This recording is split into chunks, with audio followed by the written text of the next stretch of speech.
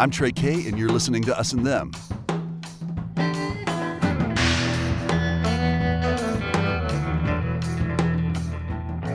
Our program has been around for about 4 years, and sometimes I get some pretty challenging email.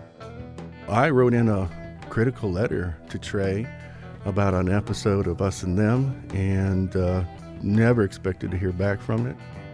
That's Mark Yozie, a listener from Preston County, West Virginia. About a year ago, he heard part of an Us and Them episode where I talk about how my views on gay people have changed since I was a teenager. And I confess to some language I once used. And heads up, this episode contains some language that might not be suitable for all listeners.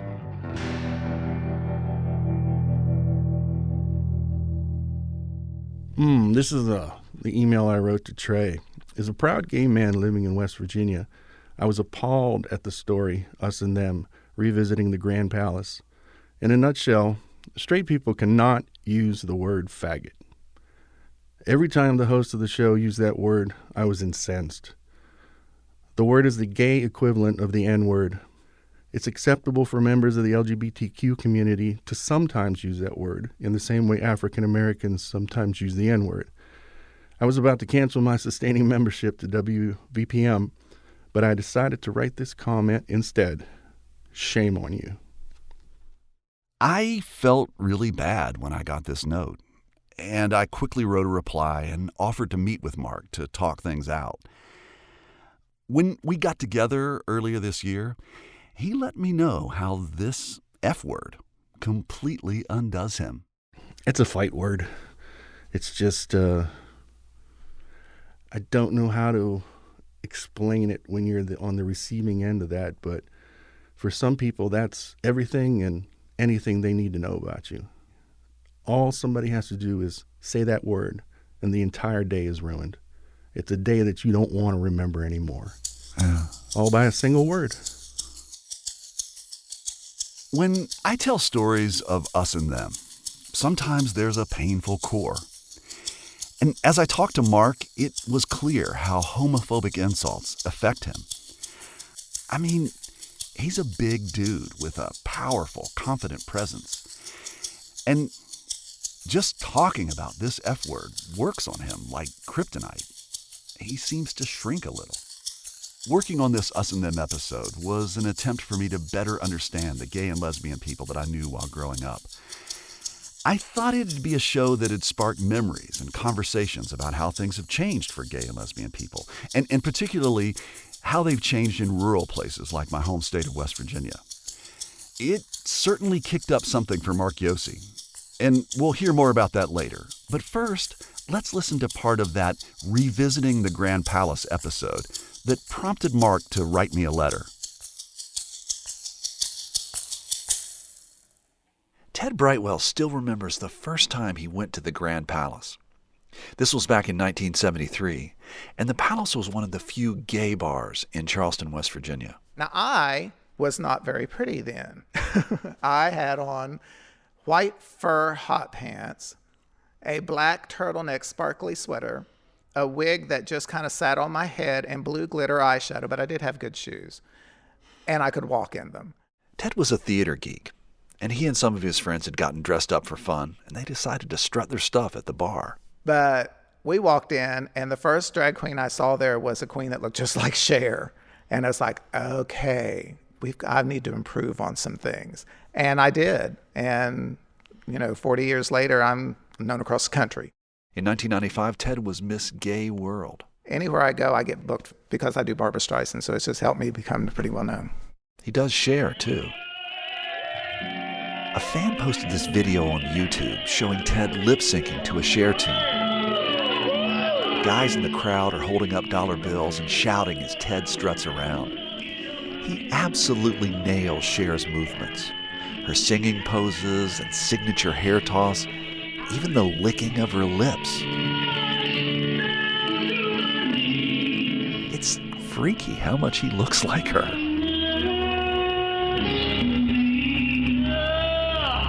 Ted's come a long way since the first night he walked into the Grand Palace. I mean, I knew what I was, but I had never been to a gay bar. So the first time I walked into the Grand Palace and saw men dancing together and had drinks bought for me because I was young and pretty then.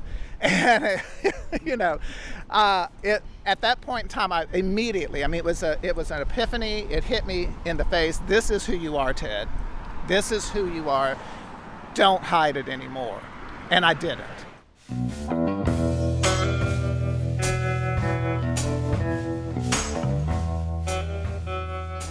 The reason I wanted to hear Ted's story is because I knew him when I was growing up in Charleston, West Virginia. I met him when I was in high school. He did hairdressing for a community theater production I was in, My Fair Lady. Back then, people weren't as flamboyantly out as Ted, and I found him fascinating. And over the years, I sometimes had trouble wrapping my mind around how someone like Ted could feel at home in a rural place like West Virginia. I read a Pew Research survey from a few years ago that said that more than half of the people in West Virginia believe that the Bible is the Word of God and should be taken literally. And the same survey shows that 61% of people in West Virginia think homosexuality should be discouraged. There is good and there is evil and there is sin, and these are people who are choosing a behavior. People like my friend Alice Moore are definitely in the "it should be discouraged" camp. This kind of attraction and behavior was the practice of sodomy. But there's been sweeping cultural change regarding gay rights in America. A Pew Research poll taken back in 2001 showed a majority of Americans opposed same-sex marriage. Their 2017 poll indicated a majority of Americans, 62%, support same-sex marriage. And that's the highest approval since they've polled this issue. When we first produced this episode back in 2015, I'd seen things change significantly for gay and lesbian people where I live in New York. But I wasn't sure how things had changed in red state America. And that's why I wanted to go home to West Virginia and talk to people. I wanted to know what it's like to be gay there today. And I wondered what it's like to be wary of all this change and see it happening all around you. So I went back and I talked to old friends and I went to church. And Christians aren't upset about this. So there's no outrage over homosexuality. It's accepted today.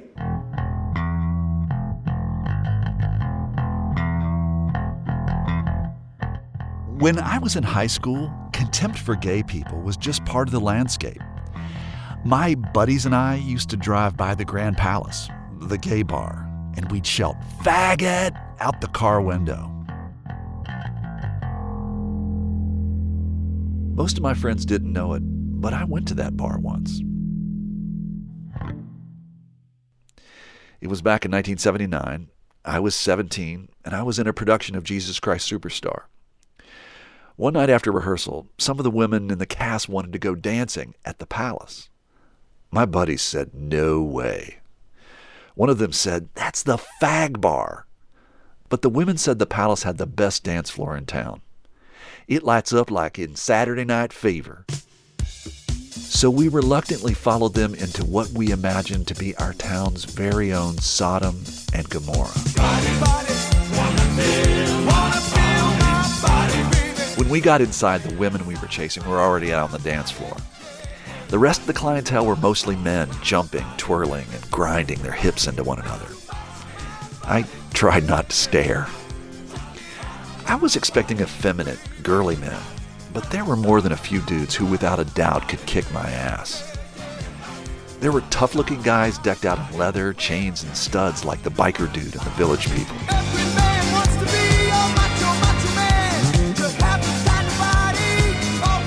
I slipped off to the men's room. It was packed. The guy in the next urinal was a blonde bombshell in drag. He looked just like Marilyn Monroe. I kept asking myself, why is he doing this? Who'd have the courage to dress in drag in the middle of Appalachia in the 1970s? More than 30 years later, I still wondered.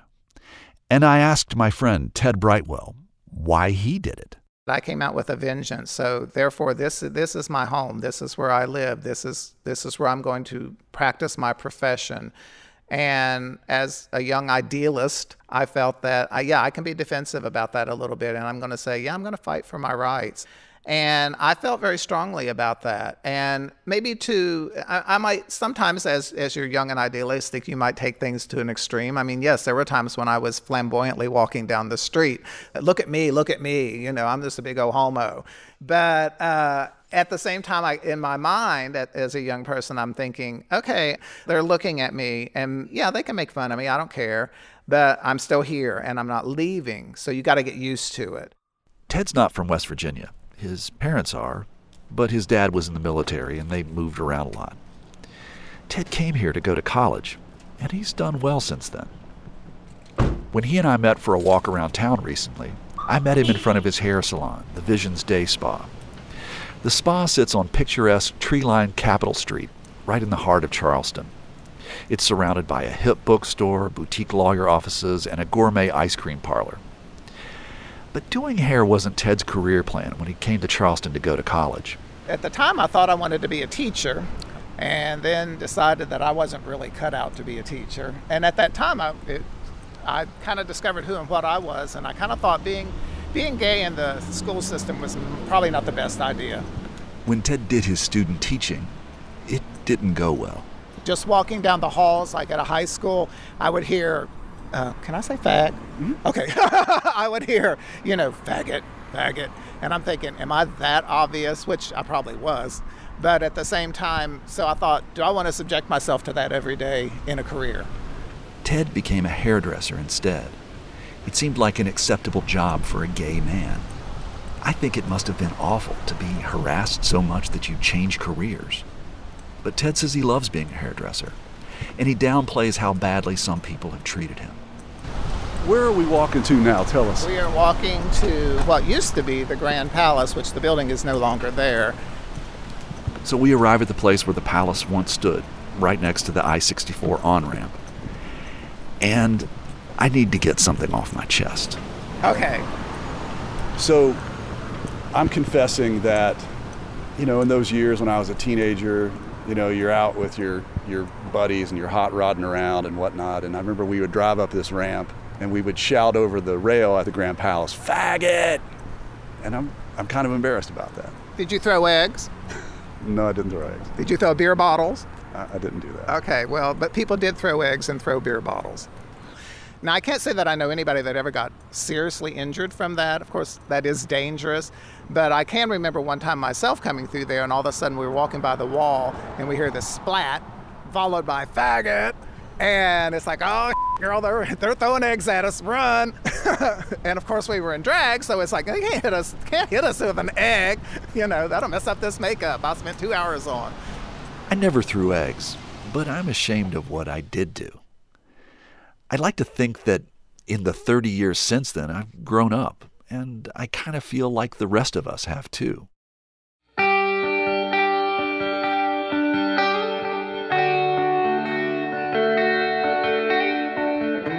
Today, Charleston has a gay pride parade.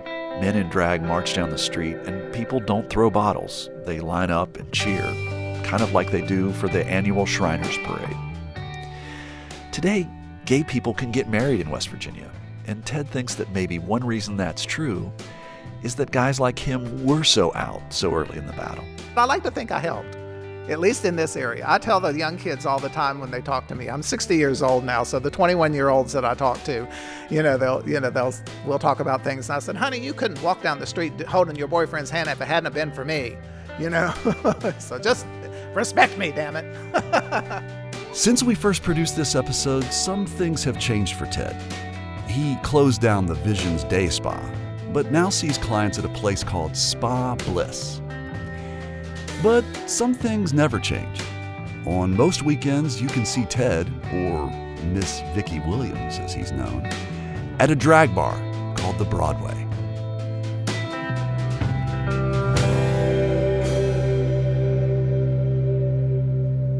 It's a tragic story in my view, my vision here. This is a sad story. things have really changed, and West Virginia has become a more tolerant place. But some people haven't changed, and they probably won't ever soften their stand on homosexuality. Note that I am shaking my head in disapproval, but go ahead with your story. Remember my friend Alice Moore? She is a conservative, God-fearing Christian who used to be on the school board of our county when I was a kid. Alice and I have a friendship that strikes some people as odd. She believes that the Bible is the revealed Word of God, and I don't. But even though we disagree on so many things, she gives me insight into a way of thinking that's foreign to many of my blue state friends. And I think it's a perspective that we need to hear. And besides, I just like Alice. Hi. Good to see you. How you doing? Alice lives in Tennessee now. I went to see her recently, and I told her that I was going to do a podcast that talked about my visit to a gay bar back when I was a teenager. I literally thought that this was the Sodom and Gomorrah of Charleston. I mean, I thought going in there. What did you say? I said it was It was what? the Sodom and Gomorrah of Charleston. How do you know that? Well, that's where the name Sodom comes from sodomy, and from this kind of attraction and behavior and people behaving in this way.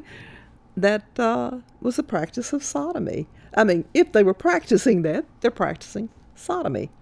So, that was I'd say that would be the Sodom and Gomorrah of Charleston. That's a good way to put it. And it's a tragic story in my view, my vision here. This is a sad story, but Why? oh, Trey, there is good and there is evil and there is sin, and these are people who are choosing a behavior. I mean, they are basically their own God. So, I've told you before, if there is no God, there is no right and wrong. There is no morality. There is just my opinion and your opinion, and maybe the opinion of the state, which is going to be more powerful than both of us can force its morality on us both. If there is no God, there is nothing that you can say is wrong, evil, or good. But here I am. So, and you're saying this is the Sodom and Gomorrah of Charleston. I said, yeah, Sodom and Gomorrah of Charleston. If that's the kind of place it was, and that's the kind of people it was attracting, then, yeah, that was not a good place for you to be. Back in the 70s, when Alice was a school board member, our county was planning to adopt some multicultural textbooks. Alice objected to the books. She believed liberals were trying to use schools to transform society. One thing they wanted was to force people to become more accepting of homosexuals. So we're going to tell these little children, now, what is homosexuality? Well, if you're a boy and you like boys better than you do girls, then you may be a homosexual. Or if you're a girl and you like girls better than you do boys, you may be a lesbian. And we're going to start that with kindergarten children. We're going to introduce them to this little girl who has two mommies or two daddies. It is evil. It is sin. It is the doctrine of secular humanism. It is the religion of the public schools that the government endorses and allows and encourages and requires in many cases. And that is what we replaced the doctrine of Christ with. And we take these little children and confuse them about things they've never heard of in their lives. How should we talk about these people? I mean, I don't know that we need to be talking about these people. When I talk about them, I talk about the sin of behavior. I talk about God's laws and the disobedience to God, and which he that knoweth to do good and doeth it not, to him it is sin. And so I talk about sin. The reason I like to check in with Alice on this is because beliefs like hers informed my early views on gay people. The idea that homosexuality is an abomination against God was a defining tenet in the culture that I grew up in. Back then, there was little tolerance or understanding, and I hoped that this story about me would shine some light on what's changed. And that's what prompted my conversation with Mark Yozie, who you heard at the top of the show. He's the guy who was unhappy with my talk on this Grand Palace episode, and he wrote me a letter. You were listening. I think they played part of the Grand Palace episode on West Virginia Morning. Yep. And you heard that. And just, do you remember what that moment was like? Can you take me there? Oh, yeah. I was, and you were talking about back in the day that you would drive by with some friends in the car and you would yell out the window, faggot. And I was like, I can't believe I just heard that. And then you said fag again, and I'm ready to pull off the road, and it's like, how can they be saying this word on the radio? And a little further into the episode, when you were interviewing Ted, he asked you, he's like, can I say the word fag? And you were like, yeah. And I'm like, no, you can't. Oh, wow. And it's just like, I'm like fuming and spitting in my car. And it's visceral. I mean, the amount of emotion that can drum up. Yeah. So I wanted to be transparent and kind of fess up to some of these hurtful things that I did back when I was a kid. And I wanted to talk about it in a way of how I understand that those actions back then were really awful. Mm-hmm. And I guess when I fessed up for that, what did you think? That despite all the progress we've made, those words hurt as much today as they did back when you were a teenager. So you sent your letter Mm-hmm. to West Virginia Public Broadcasting, and they sent it to me, and they said, Trey, would you like to respond to this? And I wrote a note, and I was going to read what I wrote to you. Sure. Okay. So, hello, Mark. I feel horrible that my use of the term faggot left you feeling incensed. It was not my intention to offend. The episode was intended to show how there's been a significant change in West Virginians' attitudes and perspectives of gay people. I thought it would be most effective for me to demonstrate the evolution of my previous homophobic perspective. I felt it would be correct for me to speak truthfully about my actions and to reveal the precise language that I had used in the late 1970s. And that note is why we're friends now. Yeah. Yeah. It all did come through in terms of your evolution and where you're at. It's just there was a perspective I thought you needed to understand. And when I talk to my friends who are gay, and we've had this conversation, their question is, and this needs to be explained why, because no one in my circles would ever use that word. It's part of the reason that I love Us and Them. And I love it because it's the opportunity to have the reason to talk with somebody who sees the world differently than I do. And having those conversations helps me get an understanding of their viewpoint. Does that resonate with you? Oh, absolutely. Yeah. Talking is what makes all this eventually get better. Not yelling, not walking away, but, coming to a table and speaking with somebody about why it was something they did, hurt you or offended you, and them listening, and then thinking about how they may not have seen another person's perspective. So you and I met, the Black Bear? Yep. In Morgantown? Mm-hmm. How did you feel when you walked away from that conversation? Much better. Almost like confession. And I also, when I walked in, I was absolutely not sure what to expect. I mean, we had been, very cordial and understanding in email, but you never know how an initial meeting will go. It was just a great conversation of perspectives, and I still like the piece. It's a good Us and Them episode, and I've listened to it again. I still have the same reaction to hearing you say that word. But do you think that I should edit it out, or do you think it? No. No, because don't change history. I mean, that's what it is, and you were providing an honest perspective of how you have changed since you were in your teens, and you are offering an honest perspective of how you felt when you heard it the Right. first time, and apparently how you even hear it now.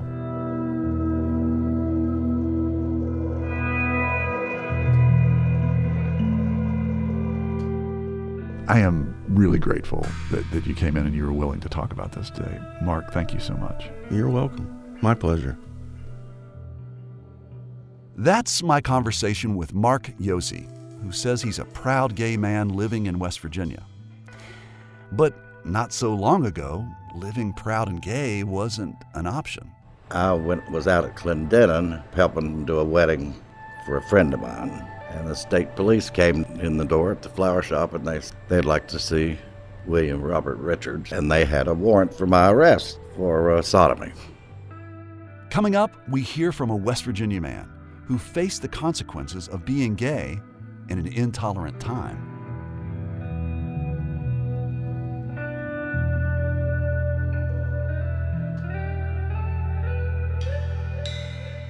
I'm Trey K, and this is Us and Them, which is supported in part by the West Virginia Humanities Council, the CRC Foundation, and the Daywood Foundation.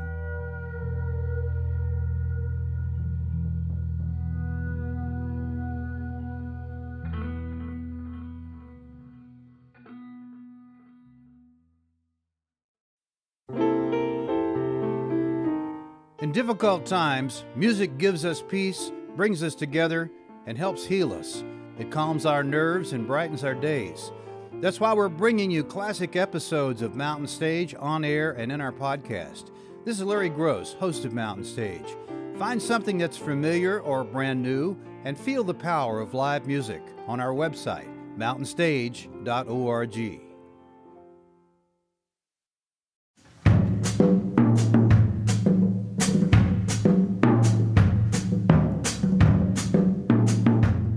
I'm Trey K, and you're listening to Us and Them. And another reminder, this episode features some language and reference to sex acts that might not be suitable for all listeners. June marks Gay Pride Month. Across the country, parades and festivals celebrate the progress of gay rights. This year marks the 50th anniversary of the Stonewall riots that happened outside a little bar in the Greenwich Village section of New York City. Many people say that helped spark the gay rights movement. Back before Stonewall, in New York and even more so in rural places like West Virginia, homosexuality was considered a crime that medical professionals diagnosed as a mental illness. And so did some family members. She thought I was sick. She said, "Oh, it's just terrible. Living in sin and all those other things." You know, she just was horrible. That's Bill Richards, a floral designer in Charleston, West Virginia. He's telling me about a conversation he had a long time ago with his mother. One time she said, "I'd just like to know one thing. Just what do two men do together?" And I said, "I don't think you want to hear that." And she said, "I asked you a question." I said, "All right, you're going to get an answer." And I gave her a full-blown description of every kind of sex you could have. And she never asked another question ever again. I hadn't seen Bill since the 1970s. I knew him when I was a teenager and worked for a florist. Bill worked in the back of the shop cutting and arranging flowers. He was a really nice guy with a great wit. I remember him keeping everyone entertained with the jokes he'd crack. Bill was the first out gay man that I knew back then. Well, he was out as much as anyone could be back in those days. Hey. A couple of years ago, I went to the flower shop in Charleston where Bill works these days. We can just sit right down here over this table. Okay. Bill grew up in Raynell, West Virginia, which is a town that I know well because it's where my grandmother was from. It's a tiny little place that you get to after driving a long way over West Virginia mountains on winding, switchback roads. Growing up in Raynell, Bill knew he was different from the other boys. When I was just a little tiny toddler, they told me how I used to, and my grandparents had flowered linoleum on their floors, and I used to get a brown paper bag and go around and pretend to be picking the flowers and putting them in my bag.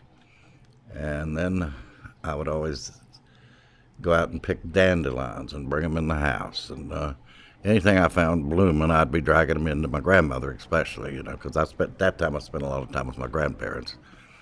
And the only person in my family I ever heard say a derogative thing about me was my great-grandmother, and she said, that little sissy needs to be taken care of. She said, you all are just making a bigger sissy out of it.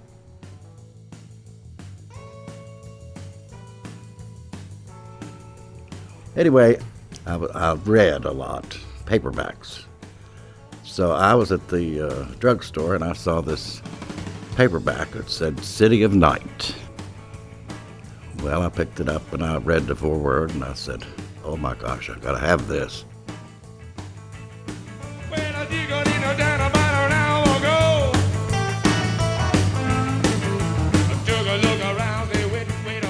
City of Night was written by John Recchi and published back in 1963. It's about the travels of a young man. We never learn his name, but he makes his way around America as a hustler, and he has trysts with a bunch of peculiar characters. City of Night, City of Night, City of Night. The book was popular in the 1960s.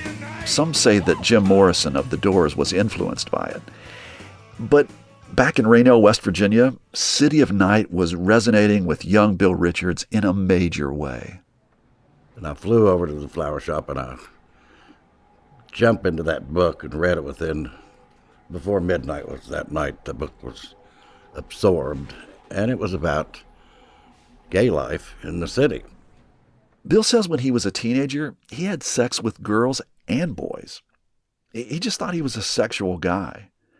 But after reading City of Night, he had a clearer understanding of who he was.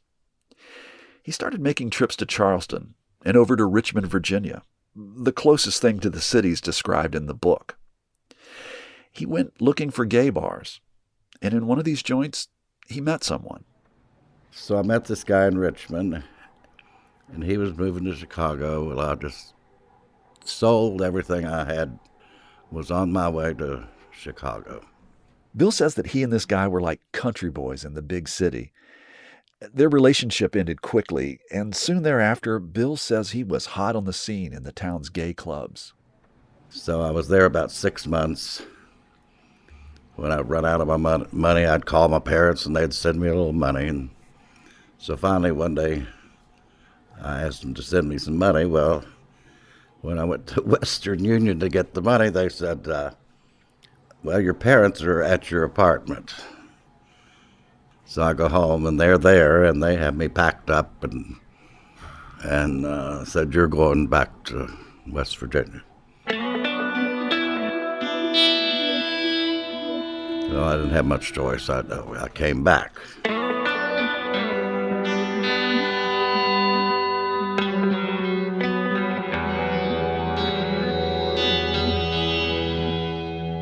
Before I was going to Chicago, my dad said to me, and this is terrible, but it's the only way he knew how to say it.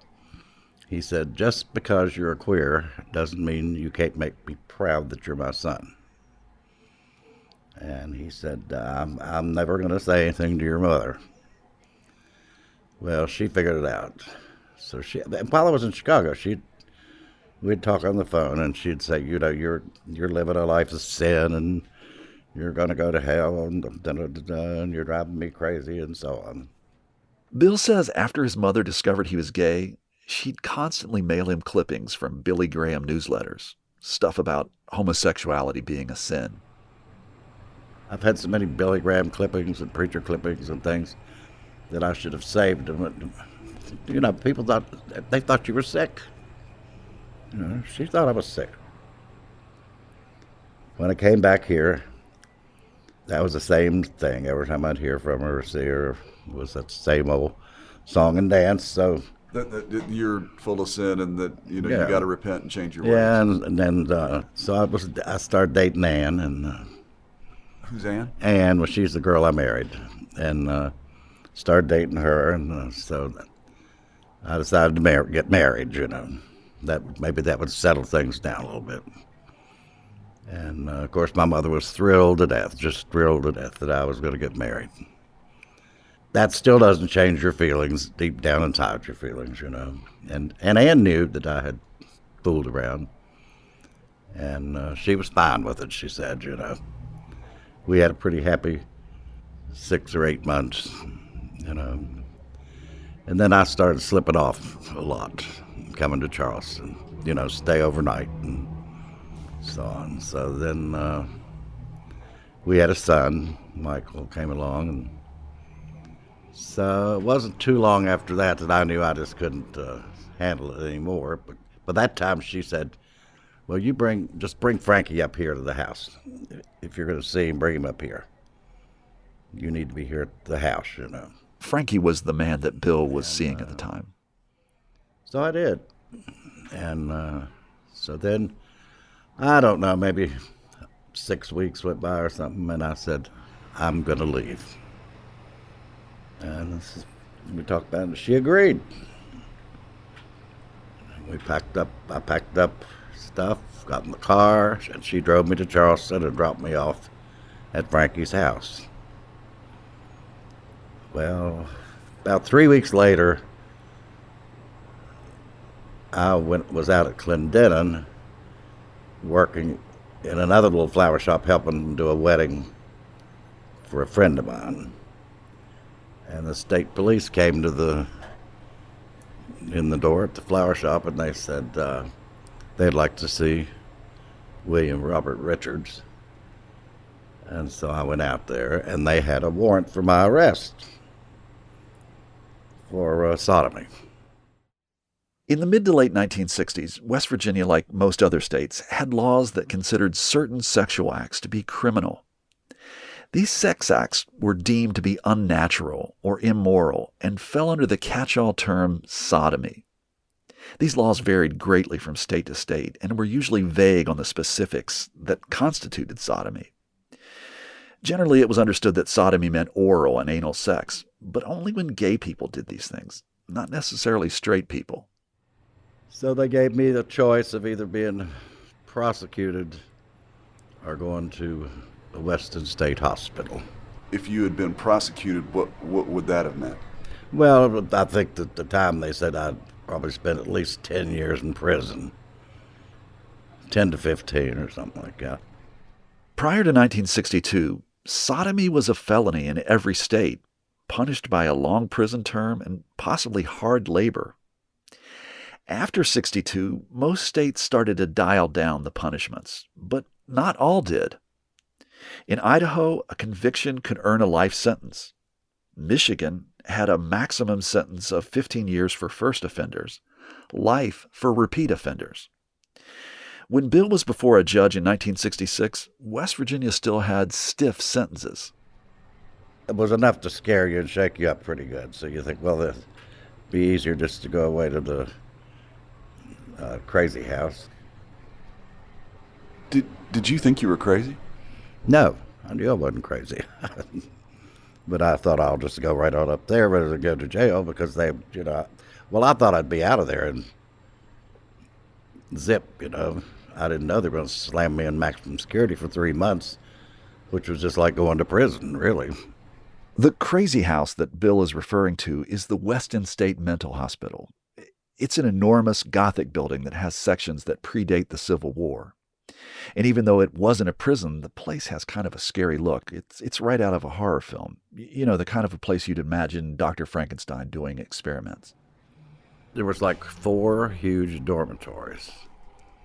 They're large. I'd say 25 in a dormitory.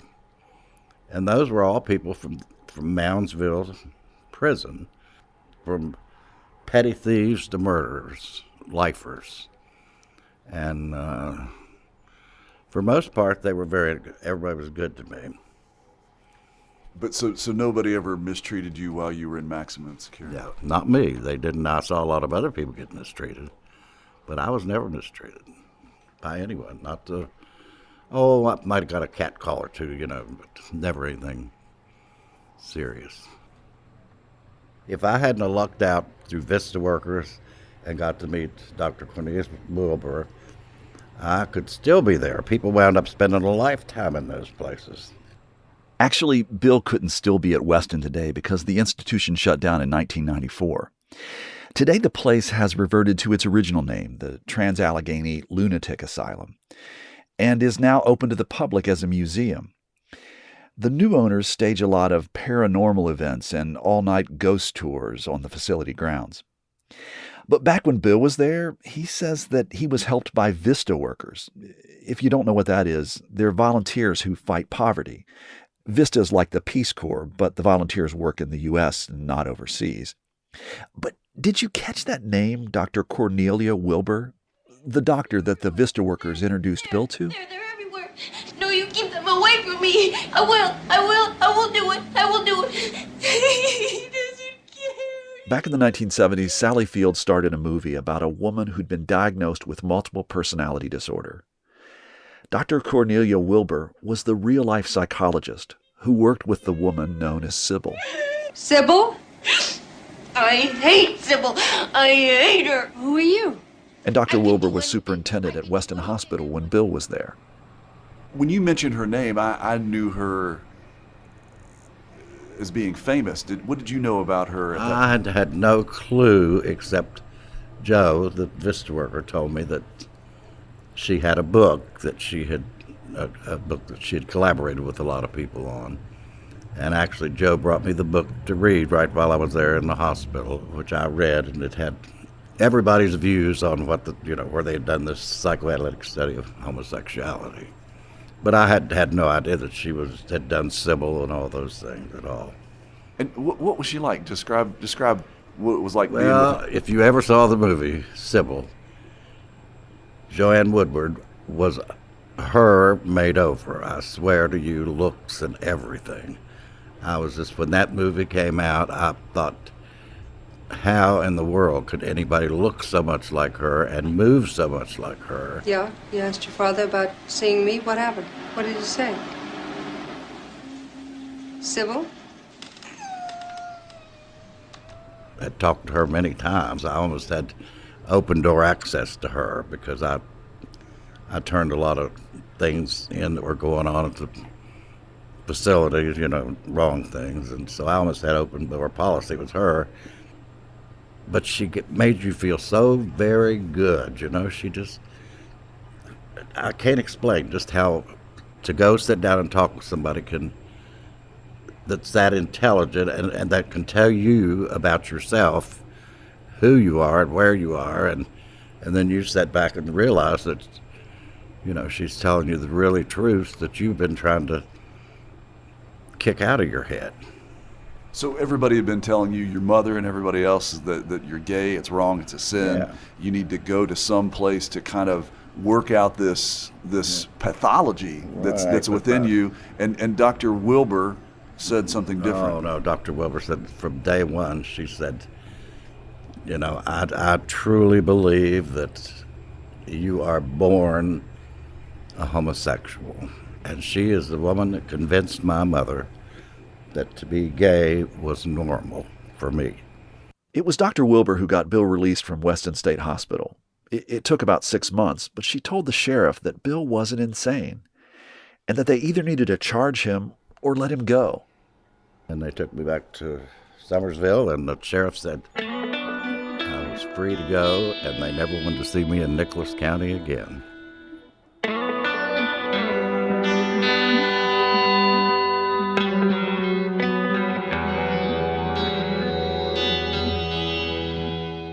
So Bill moved to Charleston, West Virginia, and made a life for himself, apart from his wife and son.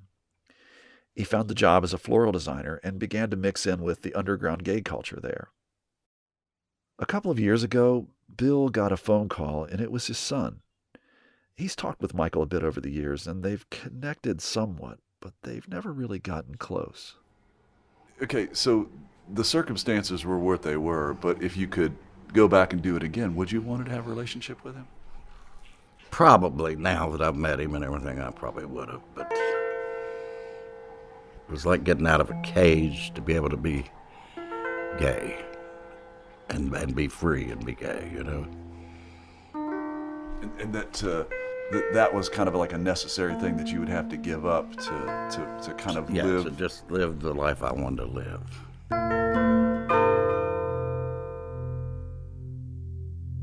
Bill Richards' story is an example of the complicated history of gay rights in this country.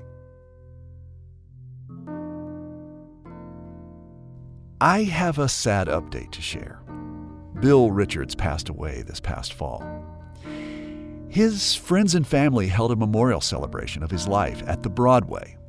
That's the drag bar in Charleston that's taken the torch from the Grand Palace. The memorial was a real us and them event.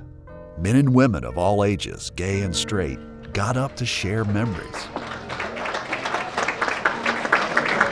He was such a strong advocate for the LGBT community that I just can't say enough about that. Bill Richards was a major supporter of the Living Age Memorial Garden.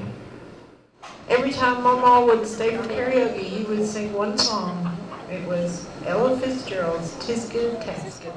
He's the only person. This is his family right here in front of me. On behalf of them. There were a good number of people from Bill's family who seemed genuinely happy to be there in a gay bar and to hear how much Maw Maw was loved by his community.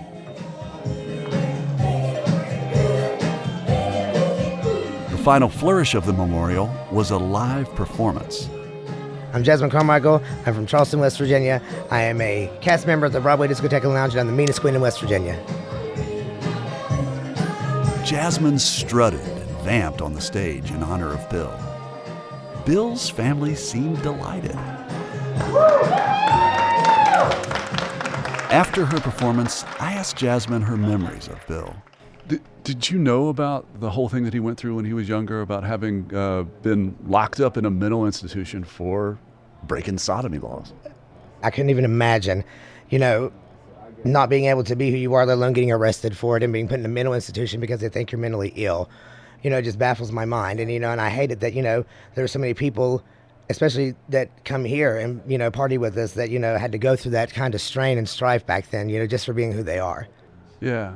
I mean, when he told me the story, I thought that it was kind of an incredible thing to go through. This is one of the things you can't make up. It's just baffling just to hear the details about things like that. It's just something that is so horrifying to imagine, but it just shows how strong people are and how much they can overcome. What was it like growing up as a gay man or somebody who would have aspirations of performing in drag? Growing up as a teenager, it was rough. I got bullied a lot, and I was really shy. I was really bass backwards. I really didn't have a lot of friends, and everything. And then when I made Jasmine Carmichael, I made her the complete opposite of what I was. So she's completely an evil tyrant, and and me, I'm just, cool, laid back, and somber, and I've been doing drag for 15 years now and never thought I'd get this far, never thought I'd be where I'm at doing it, but I'm very privileged and, very appreciative of the people that I've met in my life and the opportunities that I've had. Do you feel that somebody like Maw Maw or Bill, as I know him, yes. That in a way is, I don't know, paved a way or... Yes, definitely. He definitely was one of the many that paved a way. I mean, right now, this day and age, I can walk down the street during events in drag and not have to worry about, any kind of repercussions. You have the Christian protesters and things like that, but I mean, that's just, just chanting and hollering, I don't have to worry about, getting arrested, I don't have to worry about being put into an asylum, I don't have to worry about, having bricks and rocks and things thrown at me.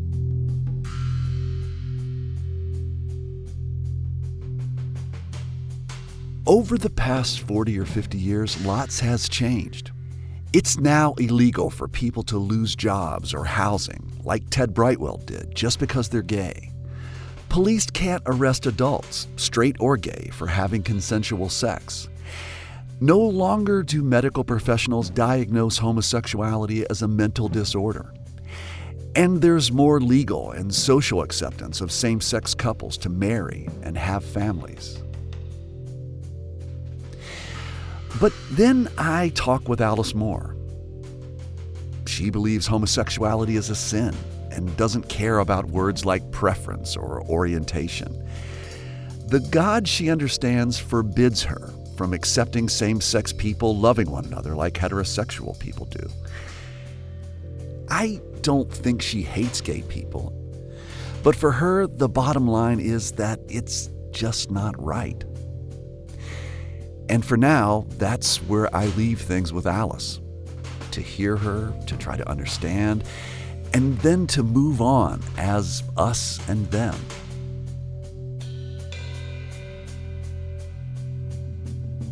Sure, there's been lots of change, but continuing legal challenges and recent surveys provide a measure of how many people are uneasy with the changes. Since 2001, an annual Gallup poll has asked people if they believe gay or lesbian relations are morally acceptable or not. Over the past year, there's been a 5 percentage point increase in people who say it's morally unacceptable. That's the largest increase year over year since the poll began. Another survey looked at support for laws to protect LGBTQ people from discrimination. There, support for such laws fell by nearly 10 percentage points among Republicans under 30 years of age. Yeah, there's been change, but things aren't settled. Not by a long shot.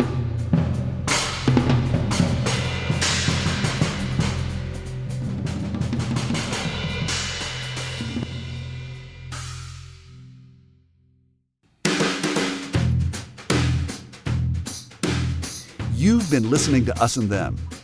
For this show, our team was me, Trey K, Catherine Winter, Chris Julin, Lori Stern, Mitch Hanley, Cousin B, and Kate Smith. Michael Lipton and Tristan Lozow wrote and performed the Us and Them show music. Mark Lerner designed our logo. The wonderful people at PRX and West Virginia Public Broadcasting make Us and Them possible. So do grants from the West Virginia Humanities Council, the Corporation for Public Broadcasting, the CRC Foundation, and the Daywood Foundation. Us and Them was originally developed with assistance from the Mentorship Program at AIR, the Association of Independents in Radio. Happy Pride Month, and we'll see you next time on Us and Them.